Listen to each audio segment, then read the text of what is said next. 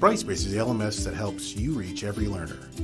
It makes teaching and learning easier by letting you focus on what's most important, your students and their experience. You can start building courses quickly by simply dragging and dropping content into them. And even create content right in the system, like adding images or videos with just a few clicks. The responsive interface looks great on a laptop, tablet, or smartphone, and it works on any device. Brightspace also lets you teach the way you want. Built-in communication tools let you create a connected learning experience with homepage news feeds, online discussions, and web conferencing. And whether you're fully online, blended, or flipped, Brightspace lets you use lots of different pedagogical approaches, like competency-based education and gamification. It helps you work smarter too. Built-in analytics lets you quickly check on how everyone in the class is doing. You can also dive deeper to review individual performance in more detail. And with smart rules and smart tools, you can automatically trigger activities based upon what a student does or doesn't do to personalize their learning experience. Easy, flexible, smart. That's Brightspace.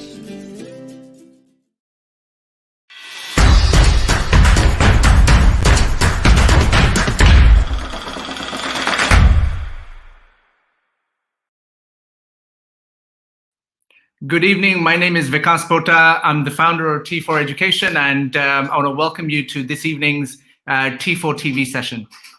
Before I introduce my guest, the thing I want to talk to everyone about today is an incredible week of professional development for schools and teachers that's coming up under the banner of World Education Week. You'll be aware that we are hosting over 100 events during the week of 3rd and the 8th of October. And you can register free for free tickets in these 100 events at www.worldeduweek.org.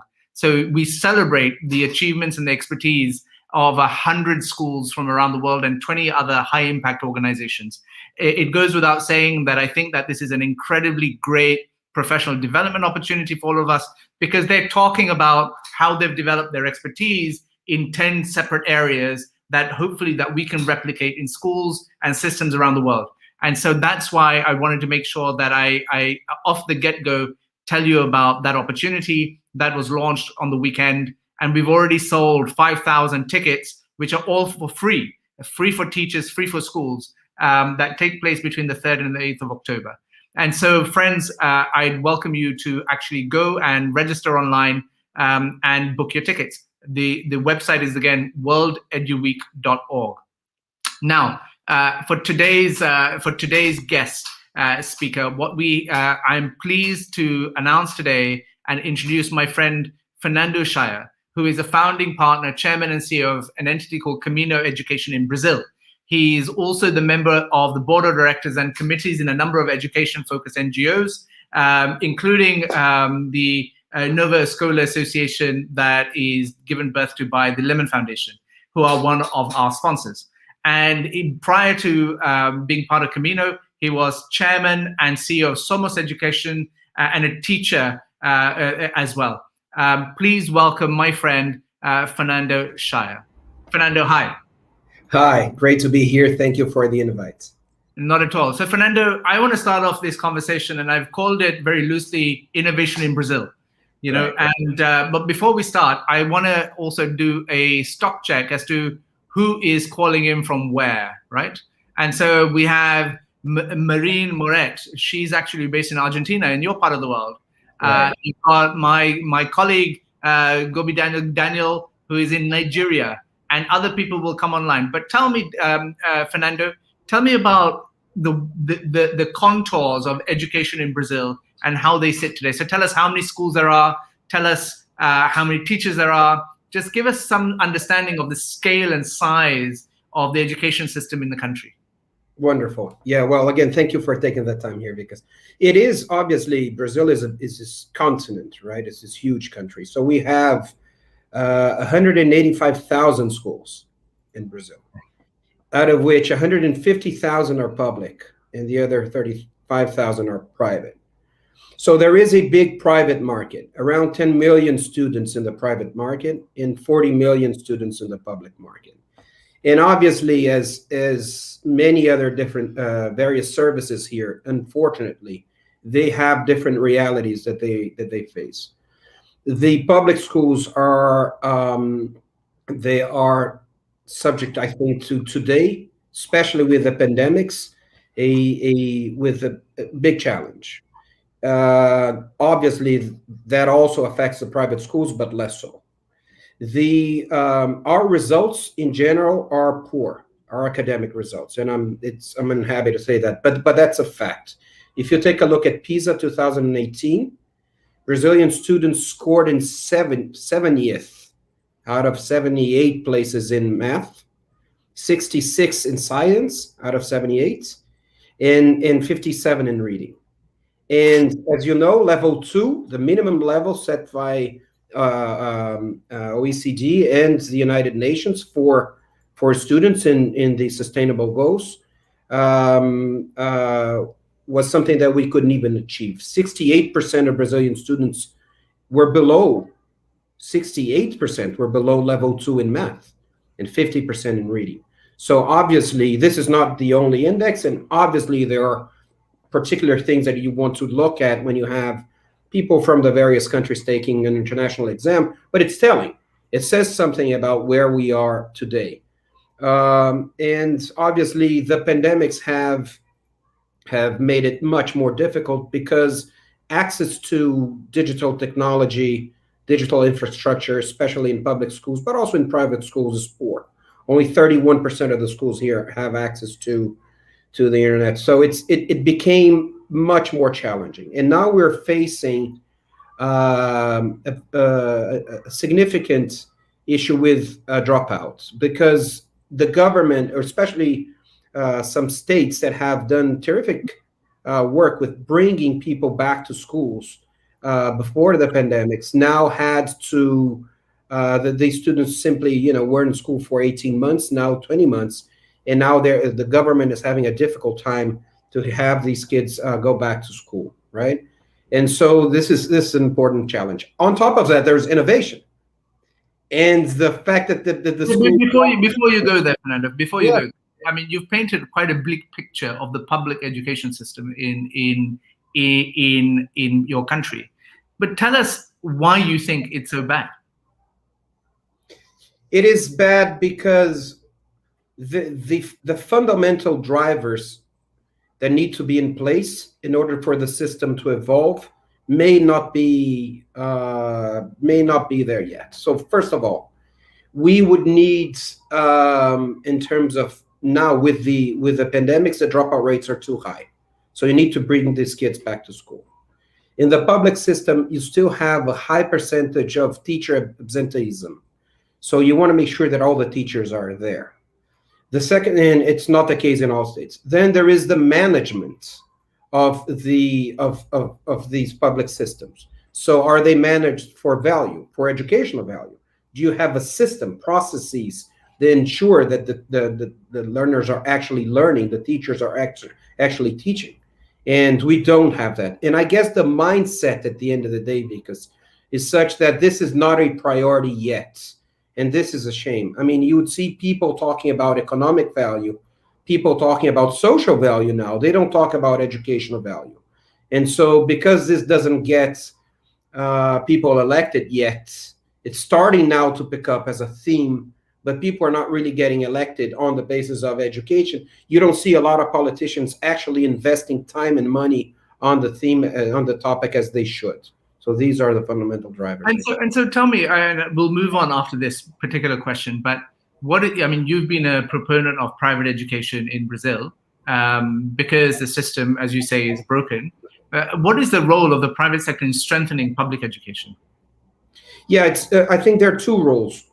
Well, first of all, I'm not sure that the public system is broken. I wouldn't go that far. We are seeing great efforts on the part of many different states, and because there are just so many low-hanging fruits, if you do something, if you take it seriously and you're consistent in the policies for 1 or 2 or 3 mandates, you can generate a lot of value. So that's number one. Number two, there's a lot of leapfrogging if we're able to take advantage of technology. We should be able to, obviously technology and the fourth industrial revolution is a challenge on the one hand, but it's a super opportunity on the other for the public system, because if we can get these schools connected, online professional development and data and engaging classrooms, all of these things that are much harder to become a reality without technology can spread quicker. So there's an opportunity for the public system with technology that we didn't have before. But the private market invests a lot in innovation. And so on the one hand, on the other, it puts pressure on the government through these partnerships, because sometimes the government looks for the private market to deliver, especially content materials and solutions. So it puts pressure on innovation. A lot of companies are developing digital technologies, but the government is not offering digital infrastructure in the public schools. So that pressure, puts the government to, also helps them invest in these items. And the non-governmental organizations in Brazil, and I know that you know them and you have a good relationship with some of them, it's super active. I mean, you have many great foundations that are doing excellent partnerships with the government to support them in a number of activities that are really helpful in terms of improving our educational outcomes. And so, my friend Dr. Rebecca Winthrop at the Brookings Institute says there's a 100-year gap, which is the best what today's education systems have to offer is not delivered equally to rich and poor children. Take 100 years for this gap to get narrowed, right? And so she talks about the power of leapfrogging and everything you talk about, which is how a bad state that we're in public education, in particular in Brazil. She talks about in terms of leapfrogging opportunities, which is also a term that you used in your remarks. And so she's defined innovation as an idea or a technology that is a break from previous practice, often new in a particular context, even if not new to the world. Now tell me, and the thing that I want to base the next 10 minutes on is really this question in terms of what are the 2 or 3 things that are happening in Brazil that are truly innovative for your context? Yeah. No, look, I think that the most important aspect of innovation going forward, I'm going to be a little, it's a strong point, but I truly believe it, is engagement. We don't talk about engagement in classrooms, K through 12. We talk about learning, we talk about teaching, but we don't really ask whether or not students are engaged. And we are now dealing, especially after the pandemics, with a generation that is used to products and experiences where they're very engaged, that have been thought with them in mind. It's a user problem-centered experience, which is the opposite of what happens in a classroom. So have someone who's at the same time at TikTok and WhatsApp with a bunch of friends and Roblox and communicating with a bunch of people and watching a video. All of these things at the same time is not the same as communicating with someone who was, like someone from 10 years ago. I'm not saying, 30 years ago, 10 years ago. And so it was easier to engage. I think that as we go back to schools, students are going to be there will be a even bigger gap between what we are delivering in terms of experience and what they would be expecting. And that gap, in my mind, is structural. If we are not able to design learning experiences in schools, private and public, that address that, how much students are engaged, students are going to simply disqualify what happens in classrooms. They're going to be there physically, but their souls and their hearts and their minds are not. And at the end of the day, they're going to go back to parents and say, I hate that experience. And what that does to learning, I mean, there's research, as I'm sure you know, that there is no learning without motivation at the end of the day. There's no learning without engagement. And dropout rates and also engagement are going to be very, very, they're going to be challenged by that. Here, we're dealing with engagement, I guess, in three different ways. One is pedagogy, having kids do things. I mean, active learning, project-based learning, activities that are user-centered. Obviously, schools here are very much focused on the teacher. In the same way as prior to Uber, the transportation industry was focused on the driver as opposed to on the actual user. So you would go out and find your own car in that rainy day and pray that he would be there, the driver, and take you somewhere. Now someone thought about the idea that you'd be home and someone would come there, and now they even ask if you want to talk to someone in the Uber car, talk to the driver. I think that's going to be an important thing. The percentage of time students spend in schools doing things as opposed to just copying. And the second thing is obviously technology. Technology is obviously, schools are dealing with this transition from rote to active, from print to print plus digital. It's not going to be digital only, but I think that as they struggle with that, they're actually struggling with engagement, and they want to create something that is designed for the user to have fun at the same time that they study, which is different from our generation, where you had school, discipline, and here on the other side, fun, somewhere else, right? Outside of school. So technology will include bringing more games to schools. The platforms will be much more engaged in terms of the flow. You still have a lot of PDFs thrown into digital platforms, and this is not something that's designed for the user. The data that you can extract from these platforms is phenomenal, and it obviously help teachers with personalized pedagogical interventions.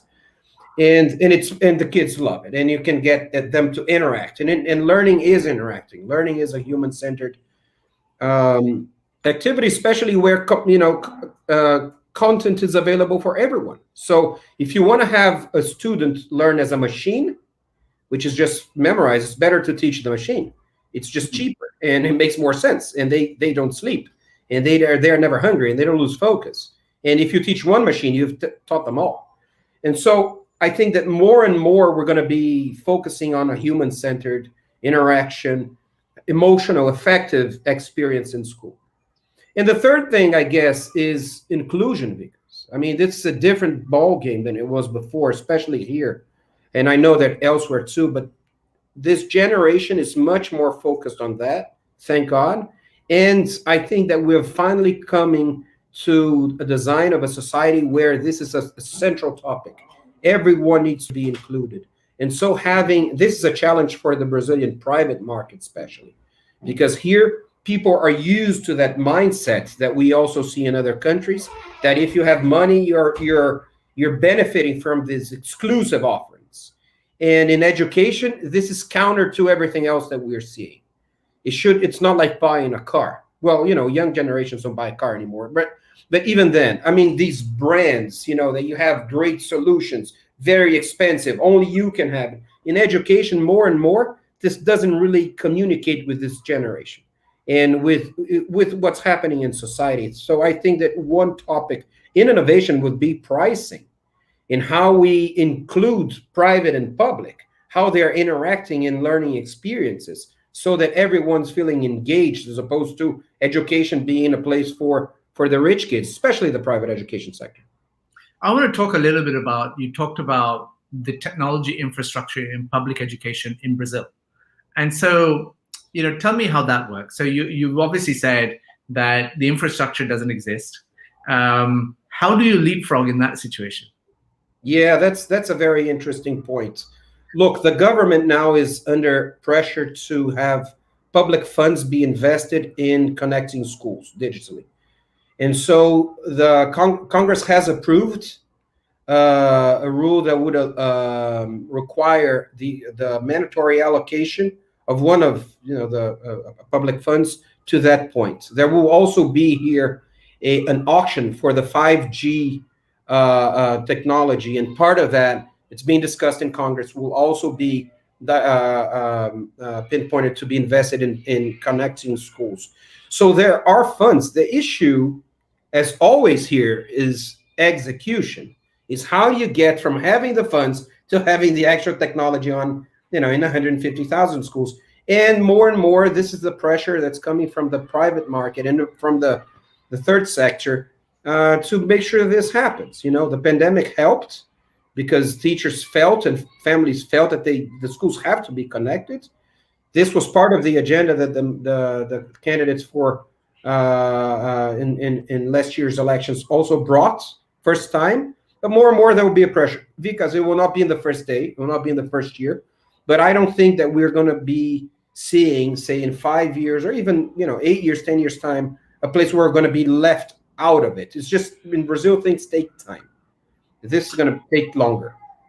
And so if there's any questions from those that are watching, then please put them forward. So I know Alejandra has asked this question: is there any school in Brazil that is working that way? And I suppose that tees it up in terms of what you're doing, Fernando. Without being too self-promotional, tell us about your work. Yeah, the answer is yes. They are all taking steps toward active learning and technology. The schools I should stop you. This is Montserrat Creamer, who's watching on LinkedIn. I don't know if you know her. She was the former recent education minister of her country, Ecuador.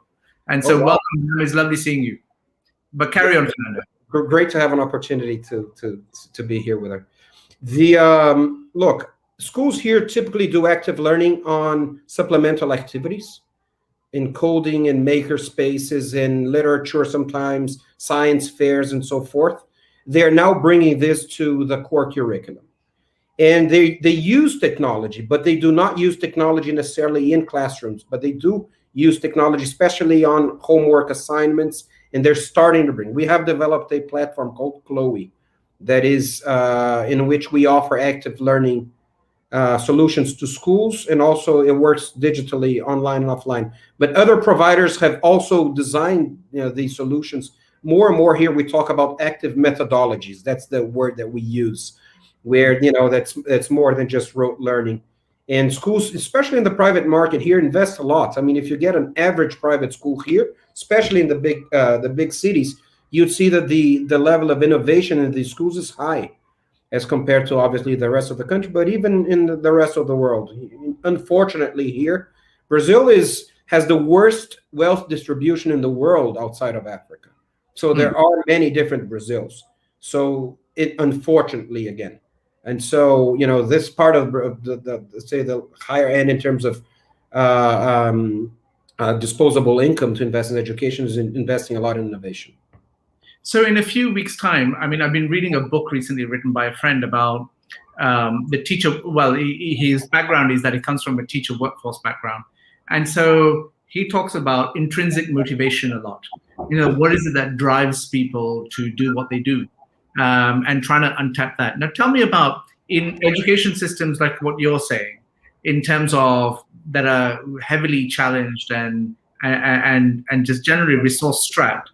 Tell me what happens in terms of where do people find that intrinsic motivation to continue what they are doing? Is it different in Brazil and in another place? And I look at my friends in Latin America who are watching. So Montserrat Creamer is here, Marin is here, Alejandro from Argentina is here. How does it differ? Can you answer that question for me? Yes, I can. I can try for the teachers and for the students. In my mind here, because people want to be heard, they want to be seen. It seems to me that now, especially with the technology, they have a platform to communicate, to express their ideas, their views. And it's not different from what you're doing here, right? And you're actually bringing people to express their opinions. And so teachers here, if you talk to teachers in Brazil, they will have probably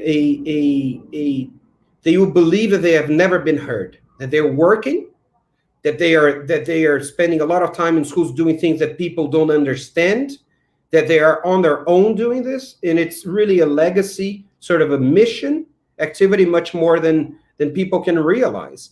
And this is great on the side of having people who are engaged on the one hand, but on the other, I mean, this is not really sustainable, especially when you have pandemics, right? That they have to be at home. They can't really be in a place where they can be close to the students, see their eyes, their bright eyes, and see how they're learning. So I guess dialogue, because it's super important here, and bringing them on board to whatever solution we find is the most important aspect of what some of the states here are already doing. So again, I put on someone who is pretty notable in the education sector, which is Patrick Brothers of Holon IQ in Australia. Patrick, I don't know if you're still watching, but if you are, just put a comment saying hi. The thing about Patrick, what doesn't know, just before this conversation, I was actually watching your annual event for the report launch. So well done on that. If I look at this comment, which has come in, I don't know who it is, and the question is, as it's become increasingly important for students to be taught how to learn so they can derive the maximum from all their time in school, what are you doing to improve their metacognitive skills? Yeah, see, this is part of this transition. Hey, Patrick, great to see you here too. It's just transition from rote learning, passive, in more, if you study instruction, as many here did, more behavioral style, where you don't actually reflect on anything. You're just memorizing and then passing for the most part, to a type of pedagogy where students are actually required to do something and then think about what they're doing. This involves this transition from passive to PBL to active methodologies type of activities that more and more schools are using still in supplemental activities.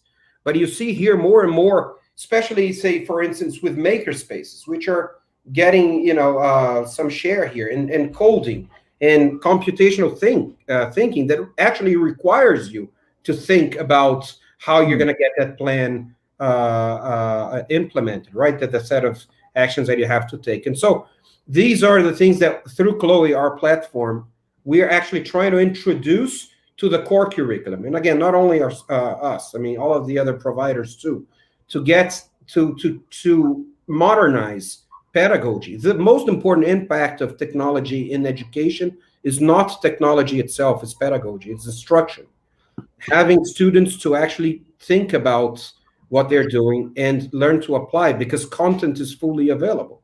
And Brazilian schools are not really there yet. I mean, I would say 99% of the schools are still used to doing the same type of pedagogy where teachers are not actually getting students to think about how they develop their skills. What you may find quite interesting, Fernando, and we'll end on this note, is that next Wednesday, we actually, and I hope Patrick is still watching, next Wednesday, we release our own report, which has been the largest global survey of teachers and the use of technology and the change of pedagogy that's come during the pandemic. And I look forward to sharing that with everyone. And it speaks to some of the points that you raised today. So I look forward to sharing that. Fernando, please know that you're welcome at any time to come and speak and educate us about what is happening, not just in Brazil, but also with regards to these big meta themes that we're all grappling with. And I want to thank you, and I want to thank you for that. Again, I want to reiterate, and Fernando doesn't know this, but there's at least, if I'm not mistaken, 3 or 4 schools in Brazil who are taking part in World Education Week, which is from the 3rd to the 8th of October. And you can now register at www.worldeduweek.org, where we have selected 100 schools and 20 other high impact organizations to actually host virtual events that present a fantastic professional development opportunity for everyone for free. And so I think these are great things to talk about and share. And I thank you all for participating. Fernando, please know you have my thanks. And once again, it was a pleasure having you. Yeah, thank you for the opportunity to be here to talk to you and to this audience, wonderful audience, and looking forward to learning from you all again in these other events. And tomorrow morning at 8 a.m. UK time, we are actually going to the other end of the world from Brazil. We're talking about education transformation in Malaysia with some incredible people. So I hope you're all able to view it and join me in that conversation. Thank you once again, and it was lovely seeing you, and we'll see you tomorrow morning. Bye-bye.